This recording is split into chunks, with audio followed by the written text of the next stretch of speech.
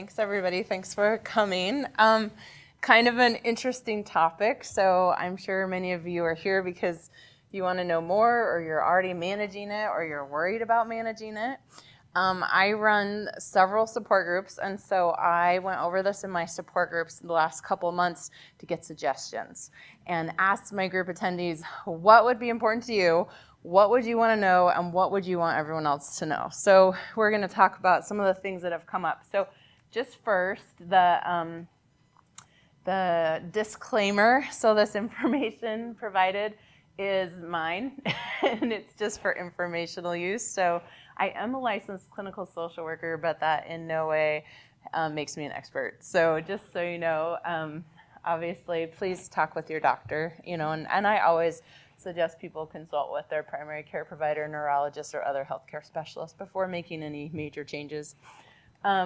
So social isolation. So this is my first time using PowerPoint. I'm a social worker, and I love to present. I'm definitely a speaker, but I've never been like a techie speaker.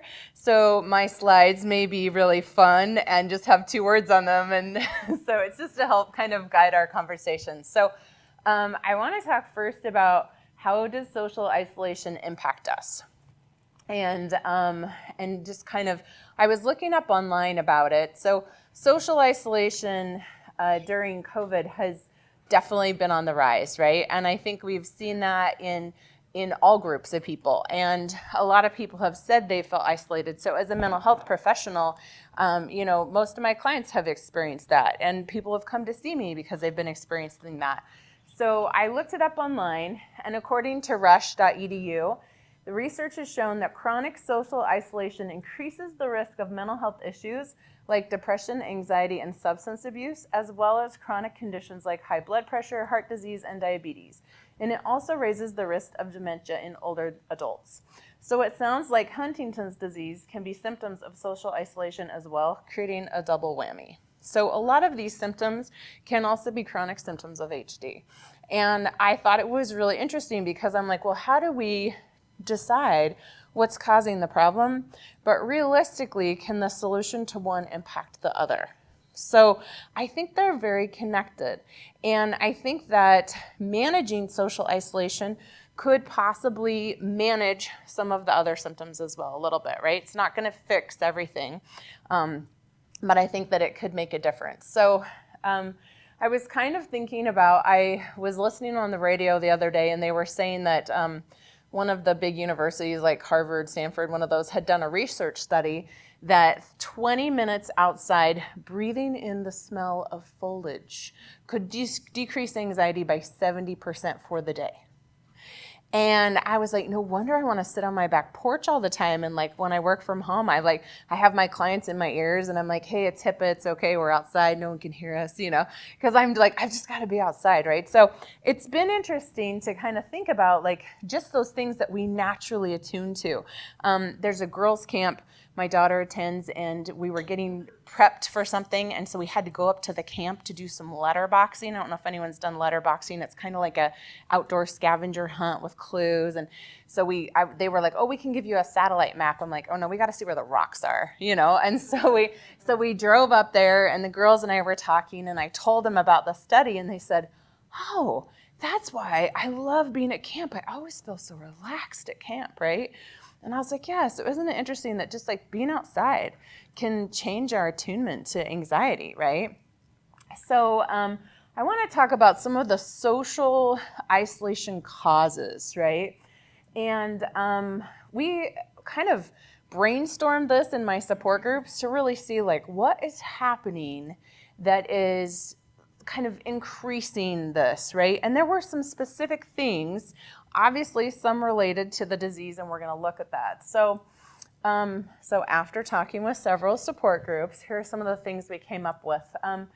The first is not wanting to share my gene status with close friends, and we could add or family there. So sometimes after we get tested, we may feel like we have to avoid people because we don't know how not to tell. Right? It's not something I want everyone to know. I want to keep it private. And yet just being around someone I'm close to, I'm going to be like, and I have HD. I mean, it's one of those things. And so I think a lot of people, as soon as they get a positive gene test, they start avoiding their support system. I mean, that's tough, you guys. That's our support system, right? Those are the very people that need us and that, that want to support us, they're going to help us. And we avoid them. Now, that's not always the case, but I do think that it makes it a little bit trickier. Also, kind of going down to a little bit lower, the fear of being called out or people talking about you because of symptoms. I think sometimes that can also kind of play into that social aspect where it's like, I did share my gene status with maybe my family, and now I'm worried that every time we have family dinner, they're going to be seeing if my hand's shaking yet, or if I look angry, or if my, if my mouth's moving when I'm not talking, and they might be like, hey, did you know, right? So I think that can be intimidating too, just kind of feeling like everyone's always looking at me. Now, a lot of times I think that is just our assumption. It's not real, right? But we're going to talk a little bit more about that because I think those things play into a lot of social things. Let's say that I have a really close-knit friend group and I've shared my gene status with them, and then I feel like every time I'm going to go see them, they're all going to just kind of look at me and try to decide if I'm symptomatic. That's not going to feel good, right? And so having some open conversations is going to matter. And we're going to talk about this later. My presentation, what I have always found the most valuable is the solutions. So half of this presentation is solutions. So we're going to talk about causes, and then we're going to get to solutions real fast, because I think that is often what we're all looking for, right? Like, what do I do about it? So the next one, lack of transportation. Transportation is a huge deal. There are definitely some cities that are more manageable than others. I'm from Denver. It is impossible to get anywhere unless you are like right in the city, which nobody wants to live right in the city, right? And so others of you may have similar situations. And so getting places, getting to support, getting to activities, even just getting to the grocery store can be challenging. A lot of times they'll have things set up where you can get some kind of transportation, if your symptoms are too bad to drive.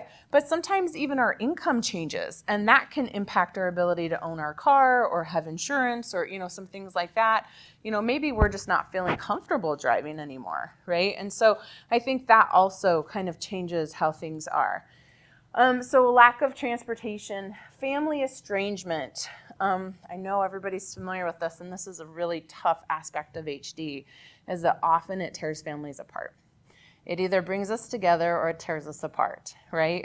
And with family estrangement, we lack support. We don't have people that care. Sometimes it's like you may have even been left by a partner or significant other when, you were diagnosed. And so not having that support system makes a really big difference. And so if we don't have a family to connect with, then we have little to no support system often. Our culture is family. I don't know where everybody's from, obviously, but in some parts of the nation, I think people are closer.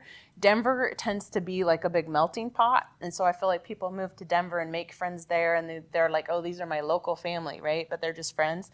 So that is an option.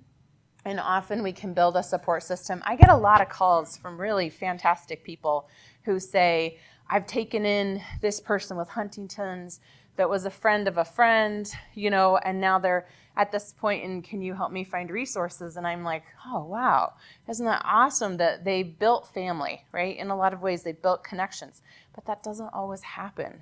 And so that estrangement or that lack of support system can often cause us to isolate as well, right? I even see that outside of our HD population, right? I think that happens to a lot of people where it's like, it's just me. Like, my family's not supportive or they're not around. And so how do we get past that barrier, right? So we kind of talked about the fear of being called out or feeling like you're talked about. Anxiety about large group situations. So I am a very social person, and I still have people tell me all the time, oh, Madeline, you're more social than I'll ever be in my life. But I feel very antisocial compared to what I used to be, right? So I'm almost 50, and in my late 40s, I'm like, oh, I don't need to have a party every day. I'm like, that's exhausting. And so, I think sometimes as we age that we tend to even have a decreased interest in really big group settings, right? But that can be even more impacted by Huntington's and just a lot of anxiety. It might be people are looking at me, people will notice. I don't want people to think I'm different, but it might even just be like just feeling overall like I can't hear everything, I can't process. Being in this setting feels really overwhelming or exhausting, right? And then other mental health symptoms such as apathy or paranoia that can develop with Huntington's can also cause a lot of isolation, right? So just not caring. Like I didn't even realize that I hadn't been out of the house for 2 weeks because it just isn't on my radar, right? And then also the paranoia, like worrying that someone's out to get me or that, people are always staring at me, whether that's true or not, and can be true. And I think that's what's so hard is it's like somebody has a few bad experiences, with some chorea symptoms, and then suddenly they feel like, oh, that's always going to happen to me. And we start predicting the worst case scenarios and getting our heads about it. So does anybody have any other thoughts about why we might isolate? Is there anything I missed? Yes. We've just gotten used to the isolation because of COVID. Yes, and that's true. We've just gotten used to the isolation because of COVID over the last few years. I mean, it is true. I think we've gotten used to being more separate, right? So, yeah. Population tipped. It's 51% single now, just this year or last year. Wow. And also people are on their cell phones all the time. Yeah. So they're or Netflix.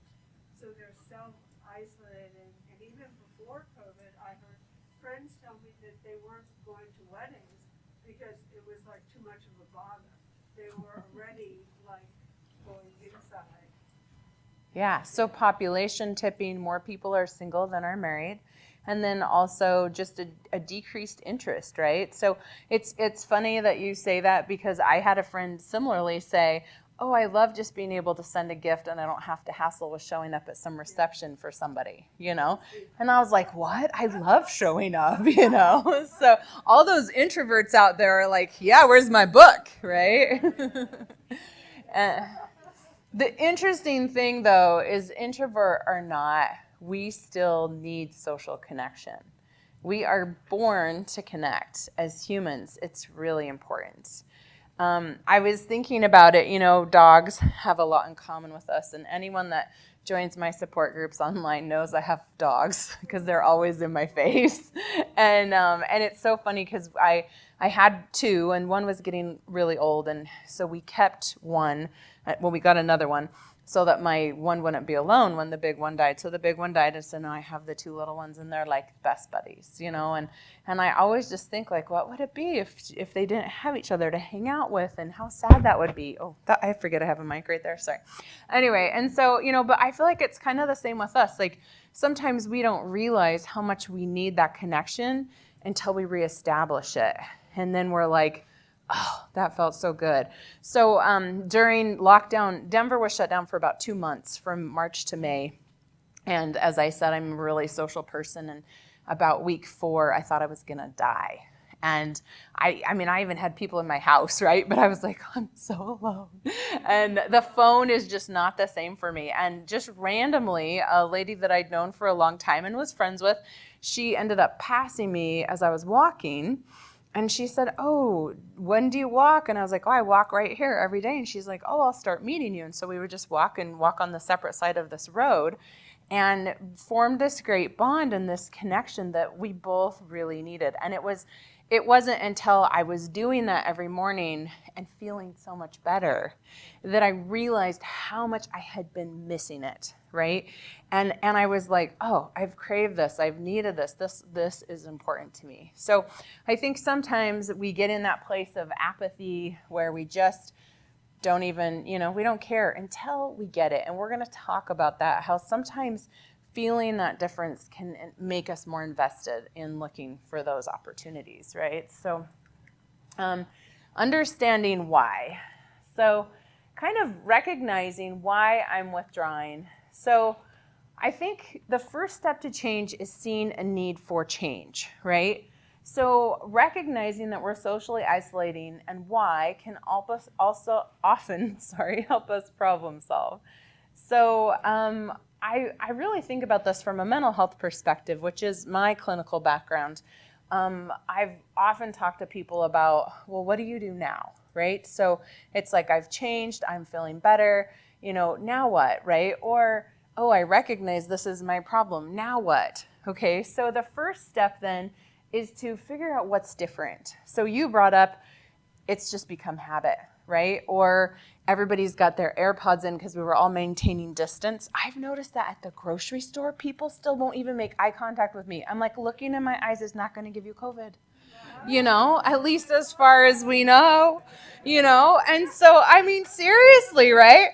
I am, like I said, a very social person. I usually make at least 5 friends every time I go to the grocery store, swap recipes with 2 people, And I am just walking around the store looking for someone to look at me, and they're like, well, I can't look at her. I might get COVID, right?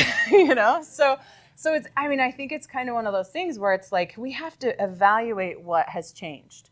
And then we have to pinpoint the reason, external or internal, for the change. So kind of understanding, like, okay, so let's say during COVID, everybody isolated, I stepped back from everything. I recognize it. Now, why did that happen? Well, it was forced on me. Or maybe it was forced on me, and now I'm just so used to it that I'm like, oh, well, right? Or it's too hard to go back. Or people are still paranoid and nobody wants to hang out anyways. So I'm going to give myself all the excuses. But what I also need to look at is internally, what's kind of stopping me? Am I afraid of rejection? Have my apparent symptoms increased a little bit and I'm really worried somebody's going to say, oh, what happened to you during COVID, right? So, and then third, though, is to problem solve. So once I sort of see the problem, figure out why it's happened, that last step is to go in and change it. So I love Gottman. I don't know if anybody's ever done some marriage counseling. You probably worked with a Gottman therapist.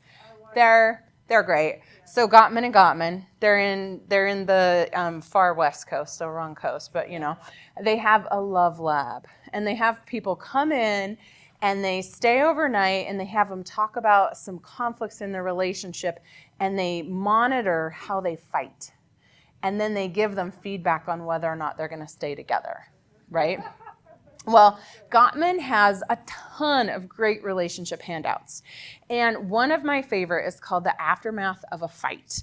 And it goes through and it's like, share your feelings, share why you think this happened, share, what was going through your brain, share a story from your history that made you feel that way. And then the very last one is, now what are you going to do different? Right? And I think in conflict resolution, a lot of times we understand it all, but we skip that last step of change. And so I want to point out that problem solve, this is not an in my head, this is an action, right? So when I'm problem solving, I'm actually taking an action. I'm reviewing what needs to change. What am I asking for? And what am I willing to do to have things be different, right? Okay. So, example. I took this example from a fake example I made up related to real life events. So, this is not anyone specific, but so step 1, we're going to look at what's going on. So, after genetic testing, I found myself staying away from family social functions. Anybody ever do that? Anybody willing to admit that you did that? Fair. I think it's really common. It's really hard to face everybody after that, no matter what my result is. Is that weird? Like you get a no and you still don't want to go out there and be like, hey, I got a no because somebody else got a yes. It's tough.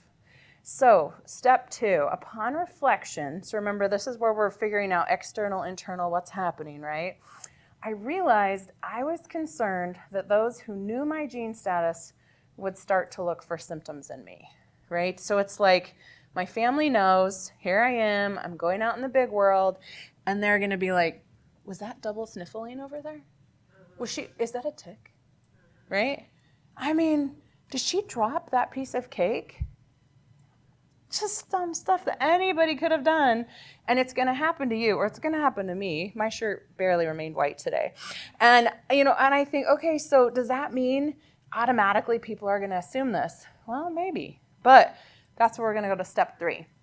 So with some reflection on the subject, my wife and I decided to have a family meeting about my concerns. So the family that he's avoiding, right? Come up with a plan to help me monitor my symptoms so I didn't feel like others had to, and shared with the family our strategy for when we would share my eventual disease onset, which hadn't happened yet, right? So this decreased my fears and allowed me to spend time with my family again. So a couple easy ways to do this, I think, would be to sit down with a family council and say, I'm anxious that all of you are looking for Huntington's in me. Oh, it's out there. Wow, that was a big conversation. Just that one statement, right? Blew everybody over. Everyone's like, oh, no, right? And then I am going to my enroll study every year and meeting with the neurologist every year for my assessment. And when my disease onsets, they will tell me, right? Here's my plan. It is an easy plan. It is a free plan. Welcome to come to Denver. We have enroll there. We have 2 centers of excellence, just hype for Denver. We have a ton of research going on. So a great way to stay monitored, right, is just that annual enroll checkup, right? And then if I'm told that my symptoms have started, then we'll have another family meeting, and I will let you all know you can start telling me what they are. Until then, I don't want to hear it, right? And then that allows me to go and just live my life and be like, my family isn't going to be like, oh, his next enroll study.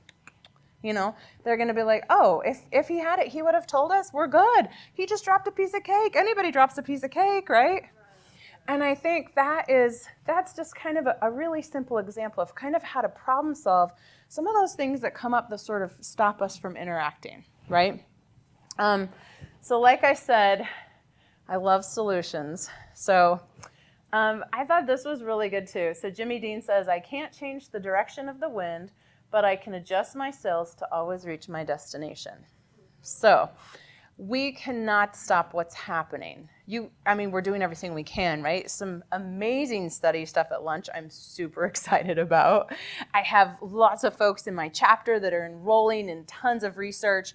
It is so exciting. It is out there, right? The winds of change are changing, but for right now, all I can do is what's within my control, right? But I have a lot of control. And so I get to figure out how I can control things to get to where I want to go. I don't have to just sit and suffer or ignore or pretend like I don't see it happening. So, any comments so far? Any other thoughts?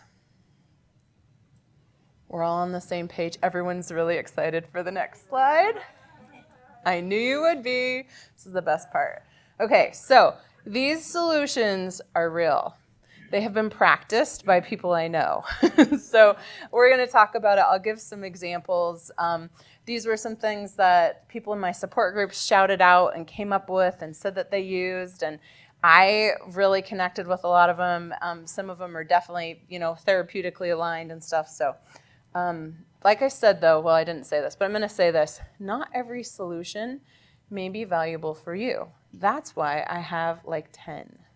Because in therapy, I have found that not everything works for everyone in the same way. So I want you to consider during Madeline's presentation, what is one thing that I'm going to go try, right? Pick your favorite. Pick the one that feels the easiest. Choose the one you've never done before, whatever. If you've done them all and you need a better idea, just come ask me. I have more. So I love this picture. It is so sad. What can I do for myself? This is the epitome of social isolation, right? And so I had to put it up here because I had way too much fun with PowerPoint's pictures, just FYI. All right, so the first thing I want to talk about is practicing acceptance. One lovely lady in one of my support groups said, Madeline, I think you need to let people know that it's okay to social isolate a little bit, that it's okay, and that you don't have to beat yourself up for it, right? And I was like, so true. But it's not an excuse to not do anything at all. So if you are in a position where some of those causes have impacted you, it's okay to step back and say, yeah, my social life is really different than it used to be. And that's okay, right? Things change. My social life, there I did it again, is really different than it used to be. And it's just because I'm older and my priorities have shifted and, things change, right? So we have to evaluate as things are changing, as less people at the grocery store are willing to look at you and say hi and trade recipes. It just is what it is. I'm going to have to reach out some other way, right? So when I talk about practicing acceptance too, I think acceptance to me is also not approval, right? And there's a dialectical behavior therapy skill called acceptance versus approval. So acceptance is seeing something for what it is, and approval is liking it.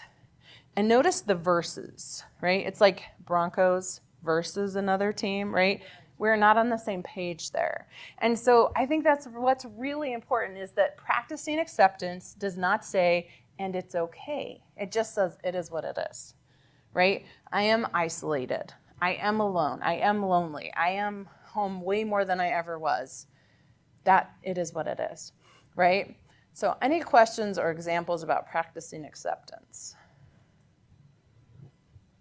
Nobody? Okay. I will give an example of practicing acceptance. I have a gentleman in my chapter who is a little estranged from family, and just happened like right around COVID. So it all kind of coincided, and so I practiced a lot of acceptance by putting all my groups online. I was like, and not only did I put my groups online, but I added like 6 more. I was like, my chapter is so disconnected. We need a group every week. We need 2 groups some weeks. And so we just had group and group and group. And this gentleman started attending my groups really regularly because he was really isolated. And he could jump online, and he's been amazing, and he gets online all the time, and and it's really given him a chance to connect. And I think he's one of the main reasons I did so many groups, because he started really connecting all the time, and I was like, perfect, this is what this person needs, right? And he wasn't the only one getting on there, because that would have been awkward, but it was just so nice to feel like he had an option, and part of it was him just like getting over the fact that he was really isolated, and especially during COVID, and that his family had estranged, and he was like, you know what, but I can do this, right? And to me, that's practicing acceptance. Things are different, things have changed, they are what they are, and now what? I can do this, right? Okay, medication. You guys, every support group I have, medication comes up.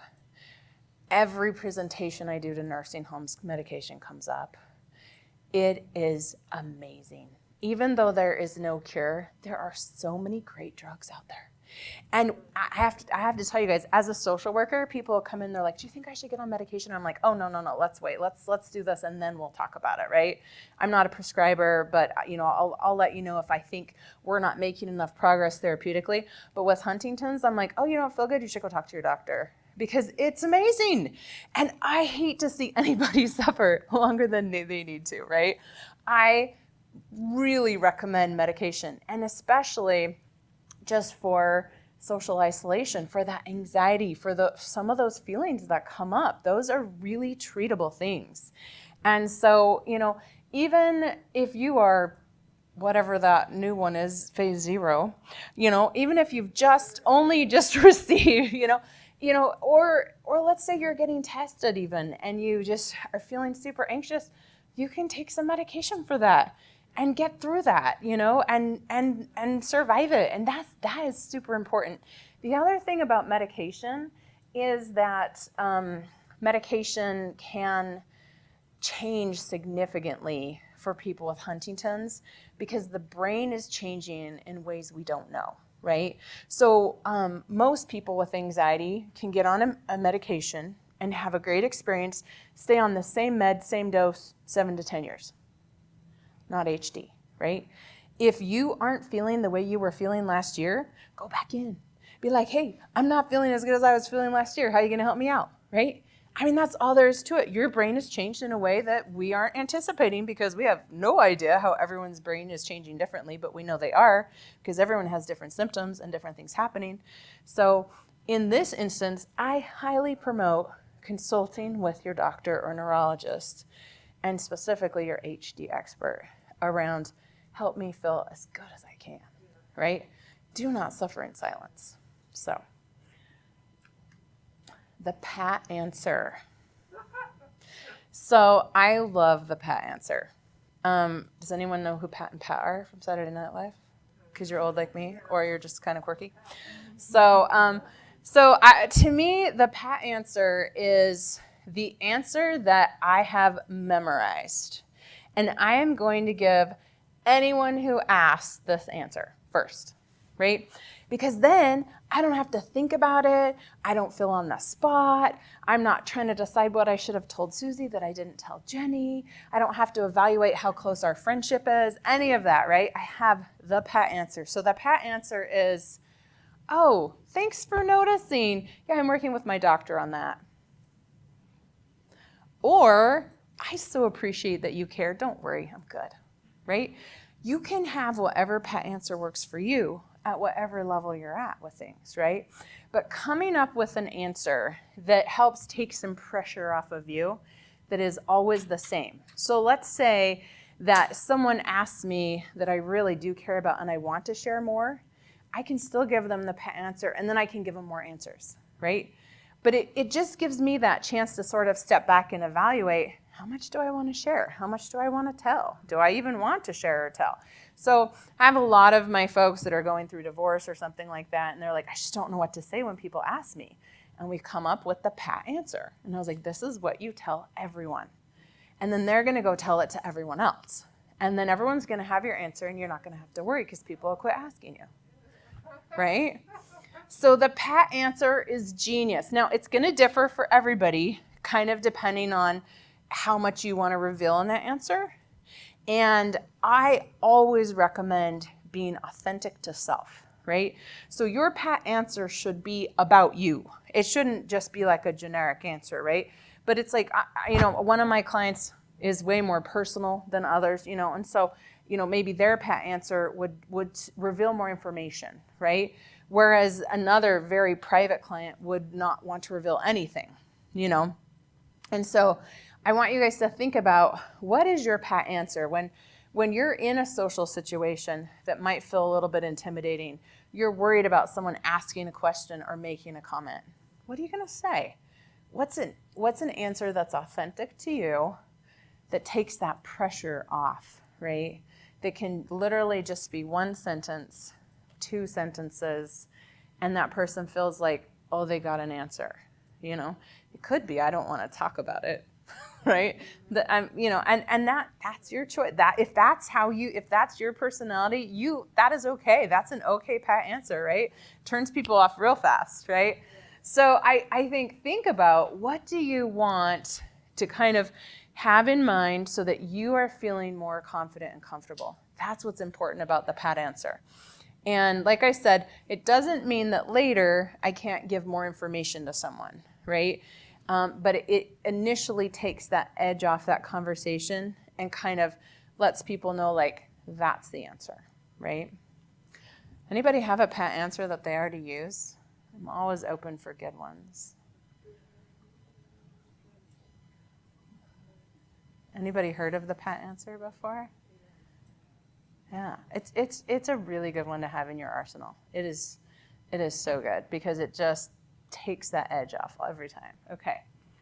I send a Snoopy in the email. It's a pat answer. Oh. It's always happy, and I do it for birthdays, for any kind of thing. But it's my way of saying I'm alive and okay. Oh, okay. So she sends a Snoopy in all her emails to kind of signal that she's okay and let people know, hey, I'm doing good. Yeah, just when some things are going on and people want to know. Yeah. So that's your pat answer is Snoopy. Snoopy's hanging in there. That's awesome. Yeah. Okay, so shift the group dynamic. This actually advice came from several people in my support group as we were talking about big family gatherings, huge work parties or church parties or a large social circle that they had created, how that was becoming more and more uncomfortable. And we kind of talked about sometimes it's okay to say, hey, this isn't working for me anymore. Can I meet up with each couple individually? Can I just go out to lunch with one other person and maybe not go to the jazz club, maybe go to a real quiet place, right? And so sort of figuring out what is comfortable for me now, right? So I was thinking about it when I think I was crazy.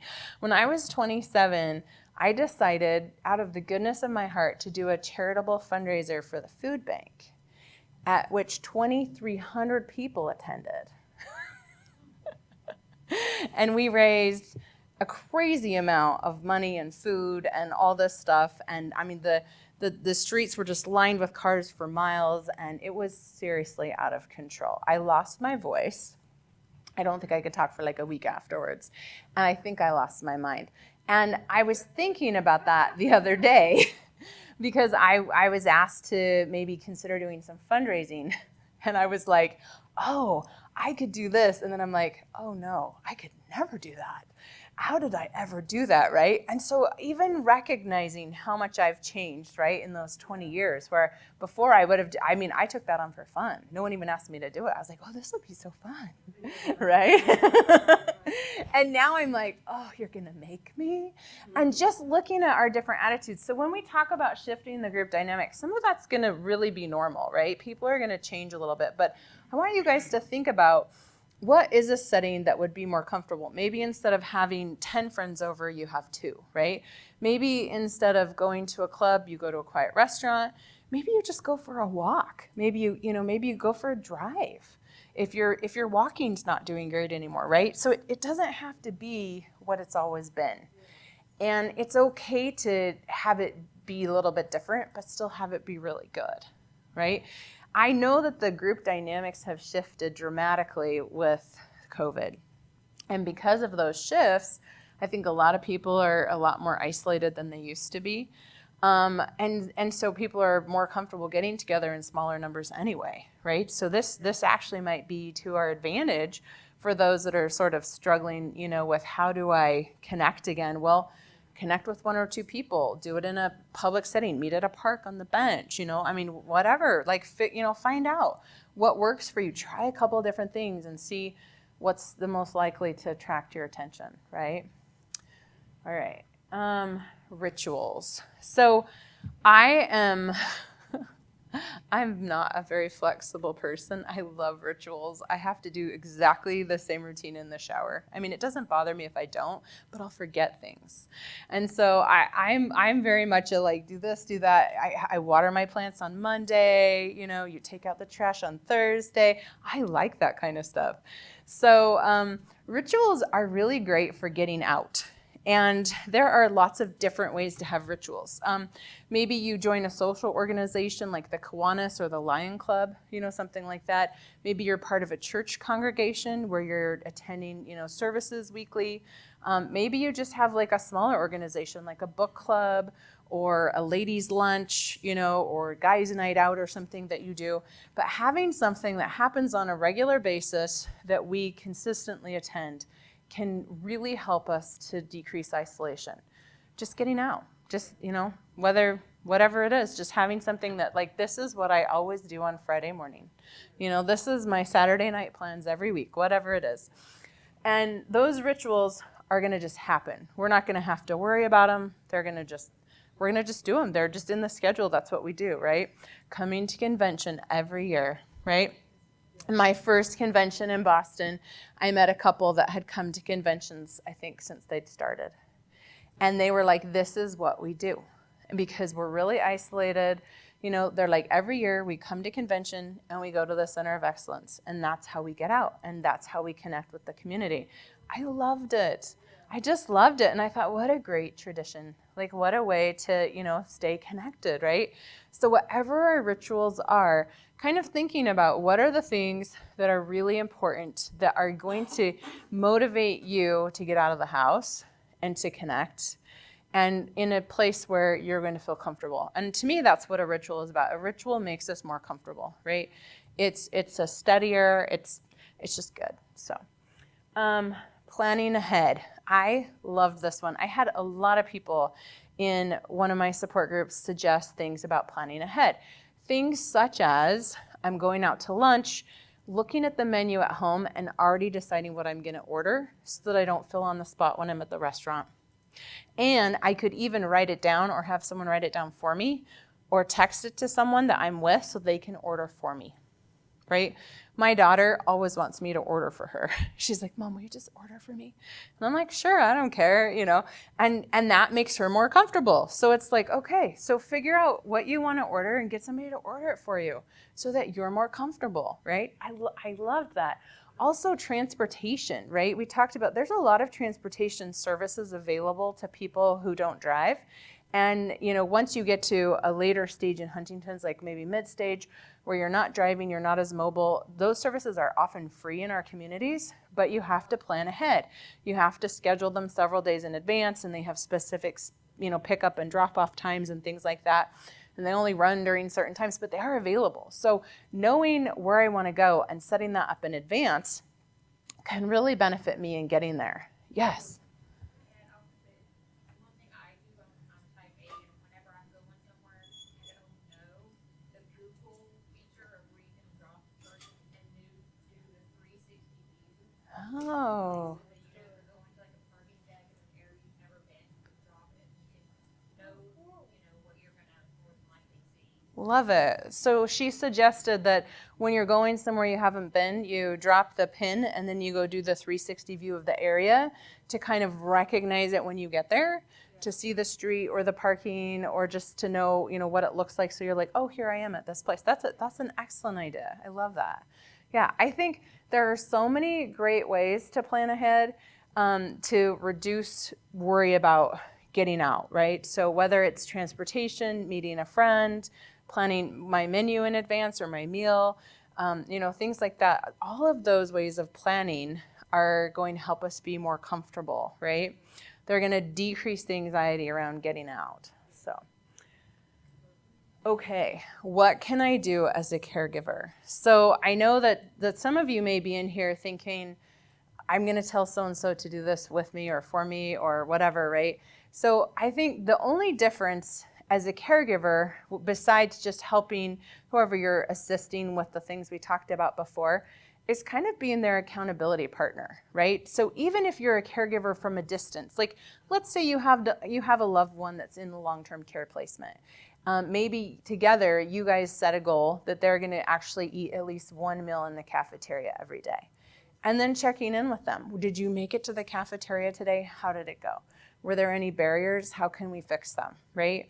So being that accountability partner and that person that, kind of has their back and reminds them and helps them to set the goals, I think can be, a really good thing as a caregiver. Also, just some suggestions.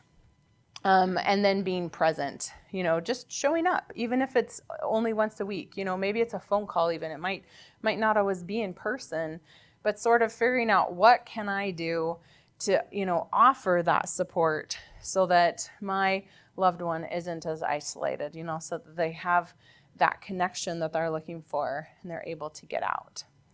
And then my last questions and comments. So does anybody have any questions, comments?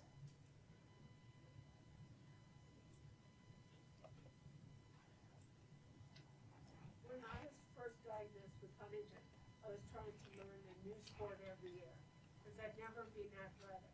Oh, wow. I was always a bookie type, and my dad had Huntington's, and he read the paper. And then after I got the diagnosis, I started doing salsa classes in the morning, and then learned the bike the next year, and that changed. That opened my world because it was like, okay, something I never thought I could do. I sort of challenged myself in safe ways. I wasn't doing polo or kite skiing. It was like I always said, save the machine. I didn't want to hurt my body. Because that was the whole point of being healthy with Huntington's, was to save the machine for my head. Yeah.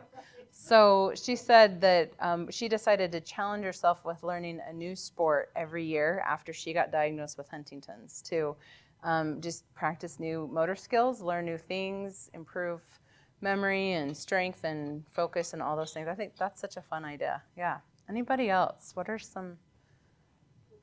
Yes. What's your advice to caregivers on how to strike a balance between helping the person that we love get out and connect, and not being too pushy, not pushing beyond their comfort level? Perfect. I actually meant to bring that up, so thank you. So the question is, what's the balance as a caregiver between pushing and motivating, basically, right? And actually, I kind of talked about that in my support group a little bit with some of my folks who were saying, well, it is a hard balance because it's like, as a caregiver, we want to motivate, but maybe, okay, so for me, I would be like, let's have a party of 30 people. Whereas for my, partner with HD, they might be like, let's have grandma over, And so I feel like part of that is really assessing what's the right fit for them, right? And kind of evaluating the motivation and the, sort of that move. So maybe just taking your, loved one on a drive is going to be the best for them versus, something more intense. Like I might want to make a day of it. They might want to drive for 10 minutes, And so kind of evaluating what fits there, I think, and asking them. So this is the thing. To me, it's like getting on the right medication. When my clients get on the right medication, they come in and they say, I feel so good. And I'm like, oh, you're on the right medication, right? And I feel like that is the fit with this, is that we are going to see the benefit. When you are decreasing social isolation in a way that works for your person or yourself, you are going to feel better. You're going to say, oh, that stress was absolutely worth the benefit, right? Because that's how we feel when we've hit that right thing. And so if we're not hitting that, if we're like, oh no, I'm so worn out, but if it's like, oh, I'm so worn out, it was great, right? And that, I think you're going to feel that difference a little bit, that, and I notice that sometimes it's even the next day. So you might take your mom for, a 25-minute drive, and she might complain the whole time, and you might get her home and she goes to bed, or she goes and watches TV. And then the next day she said, that drive was so great, let's do it again. And I'm like, oh, there you go. That's the answer, right? That's how we know that was a good fit. So great question. Thank you. Anybody else? So my last slide, that's the end. No, I hope it's just the beginning. This is where we take action. Remember how I talked to you guys about being accountable for our actions? This isn't just about thinking about it. This is about doing something different than what we were doing already, right? So evaluate, figure out why, come up with a solution, try it out, see how the solution works. If the solution doesn't work, try a different solution, right? I don't always come up with the best solution the first time, but when it is a good fit, we know, and we're gonna see the value in that. We're gonna get that feedback that, hey, this was a great fit, this was awesome, I felt so much better, or let's do it again, whatever that looks like. So, anybody have anything else? I think I don't have any questions online, so I think we're good. Okay, great. Thanks, everybody.